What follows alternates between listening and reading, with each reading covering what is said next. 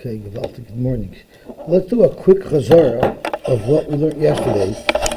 Yesterday, on Daf Lamed Ches, we discussed the inyan of Misukenes.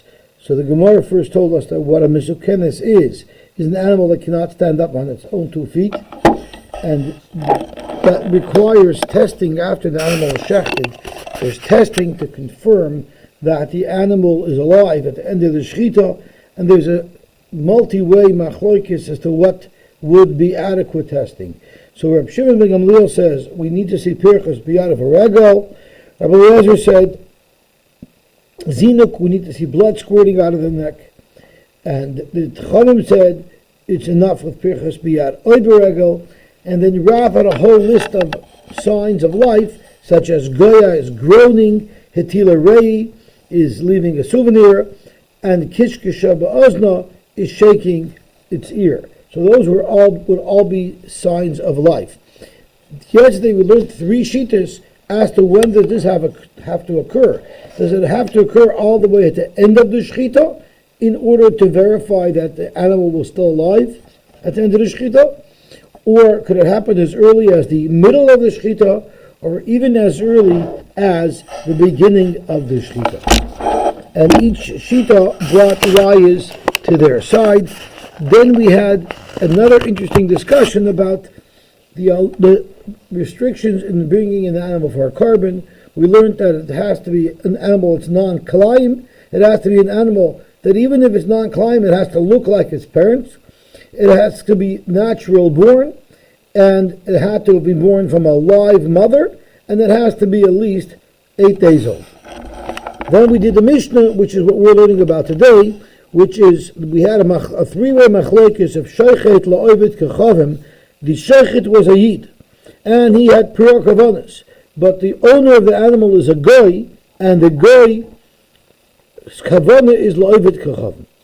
So according to the Tanakama, it's ksher and ganzen. According to Rabbi Eliezer, it's puzzle, and Rabbi Yosy seems to be arguing on both the Tanakama and Rabbi Eliezer, and he said a kavachomer. Madich by pigel, only the person doing the avoda can cause it to be pigel. Surely, when it comes to Chullin, any machshavda with puzzle has to be from the sheichet himself. And we had 2 pshatim in what this machlokes is. In the first version, the machlokes was in a case where we did not hear him articulate, we did not hear the owner, the goy, articulate a machshava l'avodah zarah. Everybody agrees that if the goy has kavanah l'avodah zarah, it would impact it. Why? Because they hold like Rabbi Eliezer Rabbi Yosy, who has a chiddush in pigel, that even by pigel, the bailim's machshava of pigel will also impact the carbon. And that will apply as well to Chullin. The question here merely is, since the goy didn't articulate his machshava l'avodah zarah, is the assumption that the stam machshava of every goy is l'avodah zarah. The Tanakama held the stam machshava of every goy is l'avodah zarah, and Rabbi Eliezer said no, the stam machshava of every goy is not necessarily l'avodah zarah. Good morning. And then Rabbi Yosef comes and he argues on the whole premise of the machlokes, and he says even if the goy articulated, and we know for sure his machshava was l'avodah zarah, it doesn't matter, because I disagree with the whole premise of Rabbi Eliezer Rabbi Yosy, and I hold only the sheichet's kavanah will have an impact, but not the kavanah of the Bible. But we had another pshat. Ika da'amri b'dishma'ina d'choshev pli. So everybody agrees that if the goy did not articulate a machshava of avodah zarah, there's no problem at all. The problem is if the goy specifically articulated, I want this shechita to be l'avodah zarah, even there there's a machlokes. The Tanakama holds, ki amrina zeh mechashev v'zeh oved, hani mili b'fnim. Yes, Rabbi Eliezer Rabbi Yosy said that even the bailim who's not the sheichet could impact the carbon with a machshava of pigel. But that applies only to kochim. We're talking about Chullin. By Chullin, the machshava of the owner will not impact the shechita, it's only the machshava of the sheichet. Aval b'chutz loy, because it's chutz mipnim lo yalfinon, which takes us onto the top of Lamed Teshem and Aleph. Rabbi Eliezer comes, also Rabbi Eliezer Lememar, yalfinon chutz mipnim, to say malacha that the Bailam can impact the kashrus of the shchita by pigol, which is a kachim, also applies to Chullin, and therefore, since the Goy articulated his machshav al avodah zarah, the Chullin the animal will be possible. Thus, Rabbi Yosy Lememar, afilu b'fnim nami, zeh mechashav al oived lo yamrinon. He says even by pigol, only the person shechting and the person doing the avodah can impact a carbon with a machshav pigol, but not the bailam. Zog the Gemara, Itmar, Hashaychet es ha-behema, Lizrek dom al-avodah kachavim. Now, if you shecht l'avodah zarah, Avoda, that's kada asher behema. But here, he shechted the behema with the purest of kavada, but he had in mind that he's going to make, in the future, he's going to make zrika sadam of this animal to avodah zarah. So that's called mechashvin me'avodah la'avodah. If my kavanah is to do something bad in a different avodah, will it impact the avodah that I'm currently doing? Or ulahatir chelba la'avodah kachavim. He shechted the animal perfectly, but he was planning to, in the future, be makter its chelav la'avodah zarah. Rabbi Yochanan Amar Psula. Rabbi Yochanan holds this with pasul, and Rashi specifically says asur b'hano. This becomes to akruvas avodah zarah, and the animal, the meat, is also b'hano. Rabbi Shimon ben Lakish Omar muteris. Rish Lakish says it's muter, it's not also b'hano. Rabbi Yochanan Amar Psula, because he holds mechashvin me'avodah la'avodah. You could have kavanah by one avodah to do a different avodah be'isr, and that'll even answer the avodah that you're doing. And v'yalfinin chutz mipnim, and you learn this all from pigol. As Rashi says, mechashvin me'avodah la'avodah, k'shechishev b'shas avodah zu, al avodah acheres, k'goyin shechishev b'shchita, al azrika, have a machshava legabe avodas kachavim. It will be a valid machshava to impact the kashrus of the carbon. Why? The gamrin and chutz, which is the Isra avodas kachavim, mipnim, from karbonis, mimachshavas pigol shapnim. Because we know the halacha is, sha'shechet almanas lizrek dam lemacher, or lahakter emurim lemacher, zo ikar pigol. That is exactly what pigol is. Pigol is you're specifically thinking during the shechita that you're going to do a future avodah in a wrong fashion. So the definition of pigol is a chishuv me'avodah la'avodah. We will apply that same principle to a problem in a chulin de shechita. What's the problem there? If someone that kavanah l'avodah zarah, even though it's kavanah l'avodah zarah is not in what he's doing, it's to do something in the future l'avodah zarah, it'll also answer this animal. Rish Lakish Amar muteris, no such thing. Ein mechashvin me'avodah la'avodah, because v'lo gamrin and chutz mipnim. Yes, by pigol you mechashev me'avodah la'avodah, but that does not apply to chulin. V'ozu l'temayu, and in fact, Rish Lakish and Rabbi Yochanan do not only argue in this case of mechashvin me'avodah la'avodah by machshava la'avodah zarah, they actually argue in a similar case based on the same principle. Deitmar, shachta lishma, lizrek dama shaloi lishma. Now we're going back to kachim. A carbon was shechted lishma. He shechted a chatos l'shem chatos. But he had in mind that when we do the zrika, we're going to do the zrika l'shem oila. Now Rashi tells us we have to be speaking only about a carbon that if you shechted it shaloi lishma, it would be possible. We learned right at the beginning of Zvachim that all karbonos that you shecht or you do any avodah shaloi lishma, it is kosher. The only exceptions to that rule is the chatos and the pesach. The chatos, if you shechted shaloi lishma, the animal is puzzled. So therefore, what about shechta lishma? You shechted a chatos l'shem chatos, but you had in mind that you're going to be lizrek dama shaloi lishma. Again, we're talking about a crazy mind, right? Why would someone do that? But that is the halacha. So let's see Rashi. Shachta l'shma b'chatas ma'iri. We're referring to a carbon chatas. The chol shars v'achem kshein shaloi l'shma. Any other carbon would not be impacted by a machshav of shaloi l'shma. Avol chatos shenishchata shaloi l'shma. That's going to be psula. V'chein Pesach shenishchat shaloi l'shmoi. This would also apply to a carbon Pesach. V'mshochet achatosh l'shma, but lizrek doma shaloi l'shma. That's where we have a machlokes. Rabbi Yochanan or psula. In this case, psula means it's puzzle. It's not pigel. The gamrina machshavas psul shaloi l'shma. Mi machshavas pigel the ikray me'avoda l'avoda. Just like the psul of pigel impacts a carbon, where it's me'avoda l'avoda, so to the psul of shaloi l'shma, according to Rabbi Yochanan, will damage the carbon me'avoda l'avoda. But what's that? Could the Baalim sue the Kohen? The Baalim probably could sue the Kohen. No, he has to pay. Well, he got a new carbon, yeah, he suffers. Reb Shimon Lakish Amar, Ksher, it would be kosher. Rabbi Yochanan Psula, because he holds Mechash min me'avoda l'avoda, the Gavrinan mi machshavas pigel. We learn a machshav of loy l'shma from a machshav of pigel. Rabbi Shimon Lakish Amar Ksher, because ein mechash min me'avoda l'avoda. You cannot have a kavanah of shaloi l'shma for the zrika when you're doing the shchita. And pigel, I have to concede, of course, a machshava of avoda l'avoda would possible, because that is the definition of pigel. But v'lei gamrina mi machshavas pigel. You say pigel is an anomaly, and the fact that you can be machashiv me avoda l'avoda is strictly for pigel. Even by kachim, by shaloi l'shma, you cannot be machashiv me avoda l'avoda. Utzricha. We needed Rabbi Yochanan and Rish Lakish to argue side by a case of Chullin, where the machshava was a machshava l'avoda zara, and side by kachim, where the machshava psula was a machshava of shaloi l'shma.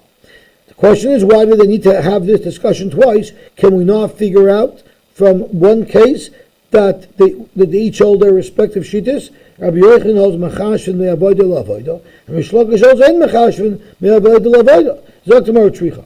The Hitmar Baha, if we only had our case where we were discussing the machshava of avoda zara, Baha Kamar Reb Shimon ben Lakish. Here is where Reb Shimon ben Lakish say that ein mechashvin me'avoda l'avoda.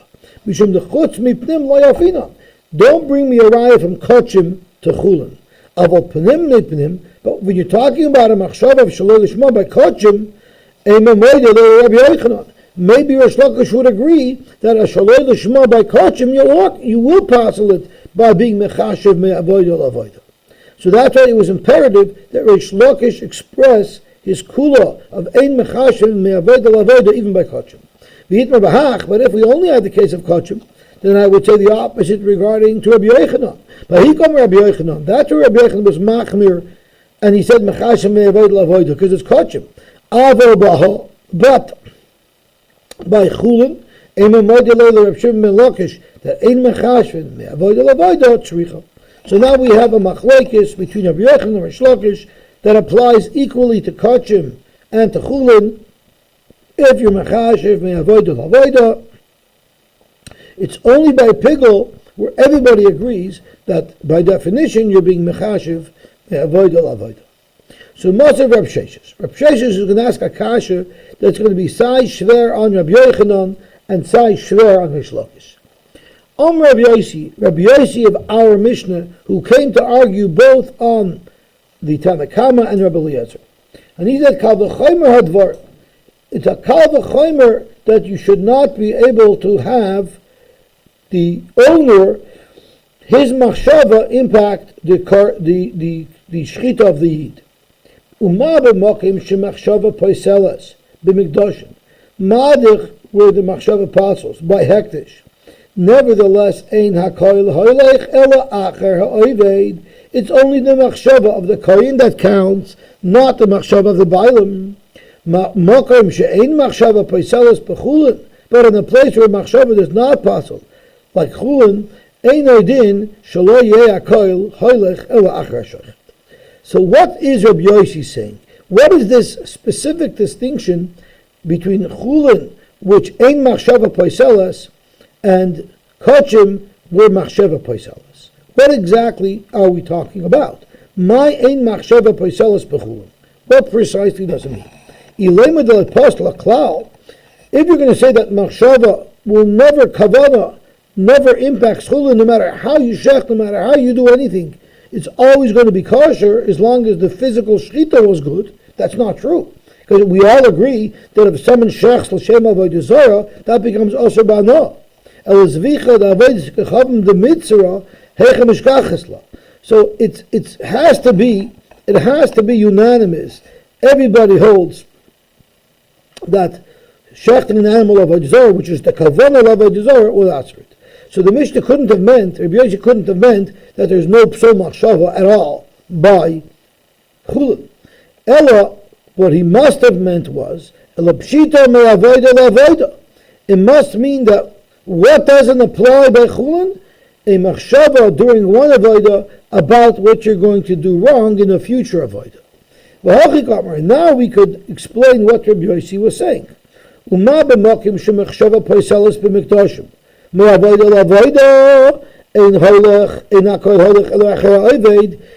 by kachim, where you could even parcel what you're doing by thinking about a different avodah, nevertheless, it has to be the person doing the avodah himself, not the owner. But by Chullin, there is no psul of me'avodah la'avodah. You only could parcel the avodah. You can only parcel it if you have kavanah to do the avodah that you're doing wrongfully. Surely we should ignore the kavanah of the bailim and only focus on the kavanah of shaychet. So this understanding of the Mishnah will both be shver on Rabbi Yochanan and Harish Lakish. Panim kosher Rabbi Shimon ben Lakish. Panim is shver to Rabbi Shimon ben Lakish. Because what did Rabbi Yosy say? By kachim you're mechashev me'avoda la'avoda. Well, Rish Lakish said that by machshav of shaloi lishma, even by kachim you're not mechashev me'avoda la'avoda. So how could Rabbi Yosy make a blanket statement that by kachim you're mechashev me'avoda la'avoda? And chutz is kosher to Rabbi Yochanan. Rabbi Yosy also says that by chutz, by Chullin, out of the base of Mikdash, there is no such thing as being mechashev me'avoda la'avoda. That's going to be shver Rabbi Yochanan, because Rabbi Yochanan quite clearly told us that there is an issur of mechashev me'avoda la'avoda, even by Chullin. Zok to Gemara, let's see how we can resolve this kasha from Rabbi Yosy, both on Rish Lakish and on Rabbi Yochanan. So the teretz that the Gemara is going to offer to Rish Lakish is a little bit strange. Look what the Gemara says. Bishlama pnim lo Shimon ben Lakish lo kasha. You know why? Because in fact Rish Lakish made a mistake. Hamakani d'shamim Rabbi Yochanan. You know when he said that by pnim ein mechashem me'avoda l'avoda for machshov shlo l'shma, that was before Rabbi Yochanan shared with him his shita. But once Rabbi Yochanan corrected him, he accepted it. Halabasa d'shamim Rabbi Yochanan. But Avoda, the Mishnah that we see, which is mashma from Rabbi Yosy, that by kachim there's a problem of mechashvin me'avoda l'avoda, Rish Lakish would agree with it.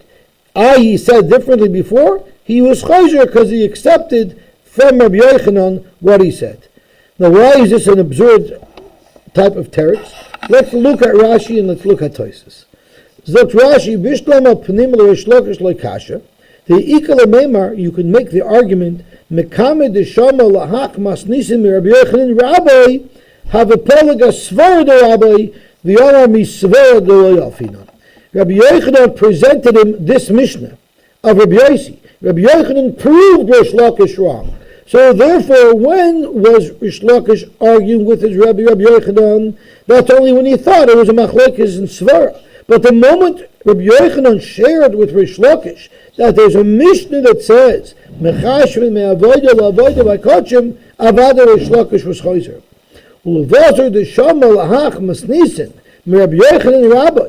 After he heard this Mishnah, v'yodu d'lav svara Rabbi Yochanan Rabbi, and he learned that this is not Rabbi Yochanan's svara that he'd argue on. This is a Mishnah. And the masnisei the gamrina on psol mipigo. We can make the claim that Rish Lakish was chayzer. Lahachi nokat Rabbi Yochanan. What's up is Rabbi Yochanan? Mishum de Rabbi Hava v'agmer Mishnah Brisa. How did Rabbi Rish Lakish know the Mishnayos and the Brises? He learned it from Rabbi Yochanan. So until Rabbi Yochanan shared his opinion with Rish Lakish and taught him the Mishnah, Rish Lakish didn't know it. Lishnachwina lebasit the Shaman Rabbi Yochanan Rabbi the Polagale v'yam mechashvin ikol meimer dehadavei. Nothing to do with the Mishnah. He said his own svar, and then Rabbi Yochanan corrected him. He accepted it from Rabbi Yochanan. In other words, he didn't need Rabbi Yochanan to prove it from the Mishnah. He accepted it from Rabbi Yochanan himself. Why is this absurd? Because look at Tosfos. According to Rashi's first shot, what we're saying is Rish Lakish is arguing in an important halacha with Rabbi Yochanan before he even learned the Mishnayos. I mean, you can't even open your mouth till you learn the basics. Tema, my tirtzuzeh shemataris. What type of teretz is this? Shabar Rish Lakish kodim shalom at Mishnah. Rish Lakish will start throwing around his opinions and his lumdus before he even learns the Mishnah. It's an absurd thing to suggest. So it's a very interesting approach that the Gemara has. Zog to Gemara weiter. But the problem is, Rabbi Yochanan clearly said that by chutz you're mechashev me'avoda la'avoda. Rabbi Yosy seems to say in the Mishnah that by chutz you're not mechashev me'avoda la'avoda. Zog to Gemara hu moisav la v'hu mefarik la.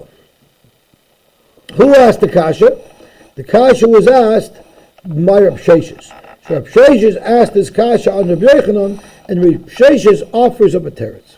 And he learns the comparison from Chullin to Kochim that Rabbi Yosy is making in the Mishnah, rather the contrast he's making between Kochim and Chullin is not related to Mechashvim Me'avoda La'avoda, because as Rabbi Yochanan holds, in that fashion, they're actually similar. Chullin and Kochim have the same halacha mechashev me'avoda la'avoda. So what is the distinction that Rabbi Yosy is highlighting between Chullin and Kochim in the Mishnah? The arba avodas.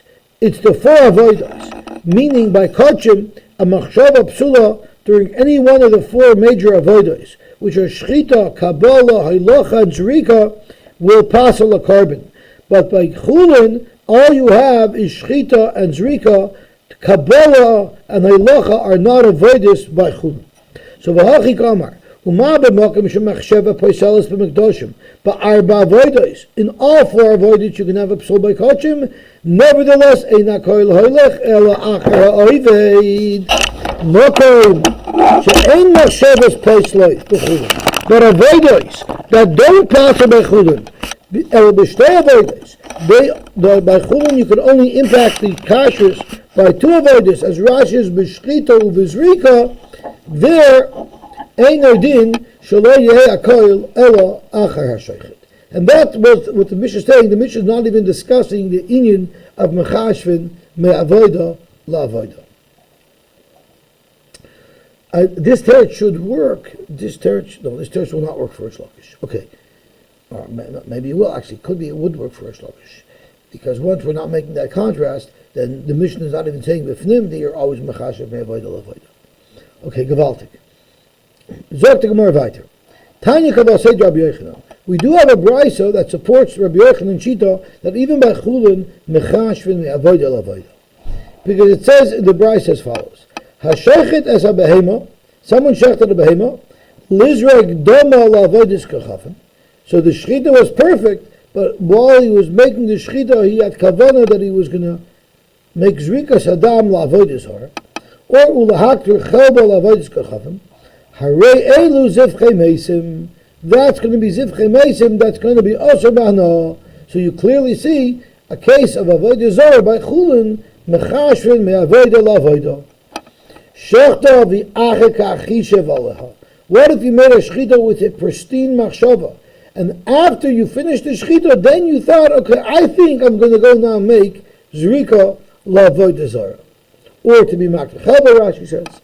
So this exact case is a hayamaisa b'kisri. This story actually happened in Kisri. And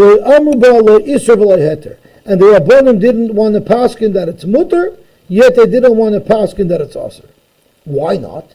Why didn't the Rabbanim want to touch this psak? Why was this psak such a controversial issue? The reason why they didn't want to express that this is aser, Mishum kvaydon derabbanon, because of the cover of the Rabbanon. What did our Mishnah say? Mishum kvaydon derabbanon, the Amri lo yamrinon stam machshavas oived kachavim lavoidis kachavim. What does our Mishnah say? The first thing of the Mishnah, according to the way we learned in the first pshat, that unless a guy articulates specifically lavoidis zara, he doesn't mean lavoidis zara. So here, he didn't articulate lavoidis zara during the shechita, and therefore, out the covered for the Rabbanon, nobody wanted to say that it was aser. V'hainami avagav digloy milsa the mummeru. Yes, when he got to the Zrika, or after the shechita, he decides he wants to go lavoidis zara. But b'shas the shechita, everything was perfect. Lo yamrinon mistamak hishachta b'reisha lahachishachta. We won't say that Vibalt, he expressed that he wants to make Zrika lavoidis zara. It shows us that from the beginning, even when he shechted it, he also had that intention. You don't say that. So here we have a case of not a guy Yisrael Mumar. The Rabbanan said even by a guy who his das is more stam avodah zara, even by a guy you don't say that it's stam avodah zara if he didn't articulate it. So by a yid who's a Mumar who shouldn't be as bad, surely if he didn't express his machshava avodah zara b'shas shechita, the fact that he did express it later on should not have an impact. So that's why they didn't want to say Osir. But Lo Heter, they didn't want to say it's Mutter, Mishum Kvodi de Rabbi Eliezer, because Rabbi Eliezer held that Stam Das of a Goy is Lavodah Zara, and therefore maybe he would hold Stam Das of a Mummer is Lavodah Zara. So that's why Zok Rab Chisda, the Rabbanan, didn't want to paskin on the Shaila. Why would it be insulting the Rabbanan? If they paskin le'eser, I can justify that the Rabbanan might actually agree that this case is usher and it's worse. And why were they afraid to paskin lekula because of Rabbi Eliezer? I'm going to show you a distinction that even Rabbi Eliezer might agree that in this case it would be allowed. Why did the Rabbanan say in our Mishnah that you don't say stama is lavodah zara? At no point at all did you hear at all that the guy had any kavanah lavodah zara. Here, right after this person shechted it, he articulated, I want to do this Reka lavodah zara. So he's worse than the stomach guy because he articulated his kavanah although after the shechita. But maybe you would say, so therefore, by paskening loser, it wouldn't be offending the Rabbanan. It's quite likely that the Rabbanan would agree in this case that it's osir. Inami on the flip side, that it's stama is machshavas lavodah zara, legabe kachavim. The stam machshavas ovid kachavim lavodah kachavim. But in Yisrael, even though he's a mummer and even though he showed his true colors b'shas Rika, and he wants to do it lavodah zara, we'll say that he went off to derech at that point. But b'shas shechita, why should we predate his rebellion? When he started to rebel, when we saw that's when he was rebelling. But why would you say, as Rashi says, what would suddenly cause a change of mind after the shechita to go lavodah zara? The dilma acher shechita niknas bo yetzer hara v'hemedosei. Punkt at that moment after the shechita still angefallen that he wants to be a sheketz. So what is the reason why the Rabbanan didn't want to paskin on this? Why were they hesitant to touch this shaila? The reason why we don't want to be mater is mishum kavoidoi de Rab Shimon ben Gamliel, because of something that Rab Shimon ben Gamliel said that we do say haychiach sefer al tchilasoi, and therefore we can assume the shechita was lavodah zara as well. Where did Rab Shimon ben Gamliel ever tell us about this concept of haychiach sefer al tchilasoi? Hi Rab Shimon ben Gamliel. Rab Shimon ben Gamliel the Gittin, if it's a halacha that Rab Shimon ben Gamliel taught us in Gittin, that you want to say would be relevant here, the Tanan we learn, Habari, normally if someone wants to appoint shluchim to give a get to his wife, he has a kisvu utanu get leishti. Write out the get and give it. But what if he didn't say tanu? Habari shamar kisvu get leishti. He only told two shluchim, write up a get for my wife, and he didn't explicitly state that I want you to give it to her. So habari shamar kisvu get leishti, the halacha is, if they wrote the get and gave it to his wife, his wife is not Megureshes, rather Rotza L'Sachba. He's torturing her. He's playing games with her. Why would he do that? He's not Stam and Achser. Rashi Shalaisavtzer boy loses laget lepoitra miyavim im yamos v'fliga b'dvarim. Really what happened is she was afraid that something was going to happen to her husband, and if something happened to her husband, she'll have to marry her smelly brother-in-law, and she wanted to avoid that at all costs, so she wanted to get from her husband so that she wouldn't be zokot lihiba. In such a case, vein elu nasin shluchei legarish. If he only said kisvu, they do not become the shliach of the Baal to give the wife a get, only to write. The hara amartnu. He didn't explicitly instruct them to give the get. Lahochi nochat buri. It's dafka buri. Because if someone is very sick and he's dying or he's about to leave on a long trip, usually he's in a rush, he's muvul, and when he says kisvu, we have an umdana that he meant tnu, but he was just muvul, that he didn't say tnu, but he meant tnu, and therefore they would be able to give her the get if he was dying. But we're talking about a regular healthy guy. If he wanted to say tnu, he would have said tnu. Umayse b'bori, there's a story with a healthy guy, and after he did that, he climbed up to the roof, and he fell umayse and he died. So now she really needs that get, because if the get is not valid, she's going to be stuck marrying this smelly brother-in-law. So what did Reb Shimon ben Gamliel say? Reb Shimon ben Gamliel, if he jumped on purpose, meaning he knew when he gave the get that what was about to happen, it was pre-planned, and he was also nervous thinking about the suicide he's about to do, so it's just like if he was sick and he gave a get and he only said kisvu, it's as if he said tnu, and therefore harei zeh get. But if he was just going up to enjoy the air, and a wind came and blew him off, meaning he had no intention of jumping, then ain't no get.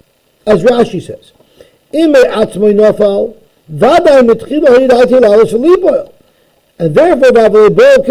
he's just like any other person whose bowl where we say he forgot to say tnu, but avada he meant it. The Gemara Kasha. What is the halacha that the Mishnah said? If a berry gives a get, it's not a good get. And then we bring a Maisa from Reb Shimon ben Gamliel that says that it would be a good get. Maisa lister, it's not typical where the Tana would bring a story that proves against what he just passed. There's more to the Mishnah. If a berry gives a get l'ishtoi, it's not a good get if he didn't say tenu. However, but if something happened later that would reveal what his original intention was, then I raise a get. And now the Maisa fits in perfectly. Umaisa nami beberi shomer kisv get leishti v'ola legag v'nafel ameiz. And now Reb Shimon Gamliel in me'apsa nafel, if he knew he was going to die, he jumped. Then I raise a get. The meruach dochsoi ain't a get. So here you have a good example of Reb Shimon ben Gamliel saying haychiach soif al tchilasoi. The fact that he jumped showed us that when he gave the get, he really meant to give the get. Hu adin, in our case, if the Yisrael mummer now suddenly after the shechita says he wants to do the zrika for Avoda Zarah, we'll assume he also did the shechita of Avoda Zarah. What's the riot from there? V'del mashani hasam the Omar Kisfu. There he did make an initiative. He did something to show some intention before he gave the get. Here he said nothing at all. He shechted in a pristine fashion. So therefore, who said Reb Shimon ben Gamliel would agree in our case that you say haychich sofer al tchilasoi? You're right. There's a different place where Reb Shimon ben Gamliel also said the principle of haychich sofer al tchilasoi. The Tanya we learned, Hakosav nechasav lacherim. What if someone wrote a gift to give all of his nechasim to a third party, and in his nechasim were also avodim? Sorry, I can go back to what's the comparison with the get? I mean, shallow issues now completely different than. Well, just a shallow. Do you say that from what someone said later, we can build a case to what he was thinking earlier? I know, but it's a completely different halacha. It's a completely different impact. Well, one's an issue that would be a chiv misa, and one is avodah zarah that would be mechayev misa for shechted avodah zarah. So Zok the Gemara, but Omar, the recipient of the gift said, I don't want Avoda. They're too much trouble for me. I'll take his car, I'll take his boat, I'll take his house, but I don't want his Avoda. I don't want. I'm refusing to accept. If the recipient of this gift was actually a kohen, the fact that he rejected acceptance of the gift has zero impact. Those avodim belong to him, and therefore, if a kohen owns avodim, they would be allowed to eat truma. That's a good litmus test if the kinyan is chal. The fact that we paskin that the avodim can eat truma means they were nicknamed to the recipient. Rabbi Shimon ben Gamliel, no. The moment he says yavshi, the moment he rejects the gift, if the owner dies, his yoshim get it, because there's no delay, and there's no delay and what's it called when there's the chosim, and the government has to figure out who it goes to. Rebate, not called rebate. There's a word for it. Probate. Yeah. There's no probate. It instantly, the gift wasn't given to the recipient, it instantly transfers into the rishus of the yarshim. The Gemara Kasha. The Tanakama, afilu amid v'tabach. I understand. The Tanakama says, even though I reject the gift, I have to be kohen. If someone wants to give me a gift, I don't have to take it. So how could the Tanakama says it's mine against my will? Of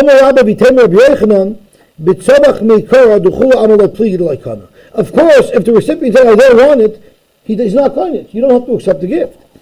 And what if he accepted the gift? He was very happy, and then a week later he decided, I don't want it. It's too late. He was covered already. The discussion here is the giver didn't give it directly to him and he accepted it. He gave it to a friend and he told his friend, please be kind of this on behalf of Yaakov. Yaakov, when he saw that happen, he didn't protest. The shosak, but then he says, I don't want to avodah.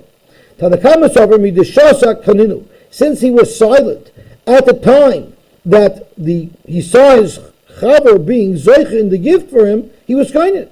He's screaming later. He's being chayzer. Once something is yours, it's yours. You can't be chayzer. For Rabbi Shimon Gamliel Sadar, the fact that he's screaming then shows that he never wanted the gift and he rejected it from the beginning. How come he didn't scream at the beginning? If they want to play around and be kind, that's not my business. When it's relevant and it comes to me, that's when I'm going to reject it.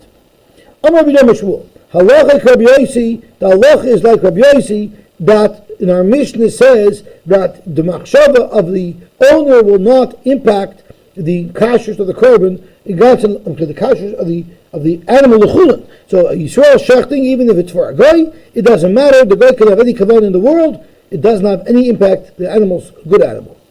So Hanitai, there were these Arab merchants, the Osil Tzikunya, they came to the city of Tzikunya, and they were very busy doing business. They couldn't process their own food, so they hired Jewish butchers to process their animals so that they can eat them for their halal meat. Yoiv Dichri Latavchi Yisrael, Amalahu, they told the Eden, Dama v'Taiba L'Didan, we want the Chalev and the Dam, meaning we want to do it L'Avodah Zarah, so they actually explicitly articulated before that we're doing this L'Avodah Zarah. But you can have the meat and you can have the skin. So the question is, would this be also bano? What should we do? Is the meat mutter? There's no problem. The kavanah goes by, so the sheikh is a yid, everything's kosher. According to Rabbi Lozer, who holds that we do need to worry about the kavanah of the goy, what if you don't own any part of the animal? I own my own animal, I'm shechting it. And the guy comes to me and says, here's $10. After you shecht it, I want you to give me $10 worth of meat. So does he have a kinyan in the animal and now his kavanah will impact? Or no, the money is nothing. If I give you the meat later, it's a separate transaction. Amalei chazin, it depends. If this Arab is if this guy is a very powerful guy, and I cannot tell him I don't accept your money, and I don't want to give you the meat, so that's a forced transaction, you got a problem. But if it's a regular guy who we could say, I'm rejecting your purchase, you know what Reishach Vahar means? Clap the cup in the vant. Here's your head, here's a mountain. Bang them together and see how it goes. In other words, if you think I'm going to listen to you, you're out of your mind. Gewaltig. So let's just get on to Amud Beis, on to Amud Aleph. Hashayachet l'shem horim, l'shem goyet, l'shem yamen, l'shem narish, l'shem midber, shchita se psula. If someone shechs l'shem avodah zara, his shchita will be hustled. Okay. I mean, one more line. Shnayim oxen b'sakin, if two people are holding a knife and shechting together, the shechted echad l'shem, echad mikolelu, one l'shem avodah zara, v'echad l'shem davar kosher, shchita se psula. Okay, we'll stop here and we will not tomorrow. Everybody should have an awesome day. Interesting to note, there's a major war going on in Israel right now. There's really a fourth wave or a third wave of Iranian ballistic missiles all over Israel. And Israel is, I believe, in their third wave of attacking as well. They took out another major Iranian general, a top Iranian guy, and they're blowing up all of the air defense systems that they put in. They obliterated all of the air defense systems. They blew up a target on Carg Island. They redid them, and they blew them up a second time. They shot up some oil refineries in the country, and they blew up. They did a bomb on Carg Island, although I don't know exactly what. And they did a big IRGC headquarters. They blew up as well. The other, I'm sure it was. The other interesting thing to note is there was a study done by an Israeli institute that studies anti-Semitism all over the world and looks at each country. And it turns out that Canada rated 3 times as bad as Paris and England. So France and England are far better than, per capita, I think we have 4 times the amount of anti-Semitic crimes than Paris, than France and England. And the most alarming thing is the rate of acceleration of this anti-Semitic incidences. So I wonder if that's connected with the fact that we're bombing Iran. The other interesting thing is the Haredim are very angry at the Attorney General of Israel, this lady Bey Meirav. So the Haredim are very angry at this Meirav. So they want to do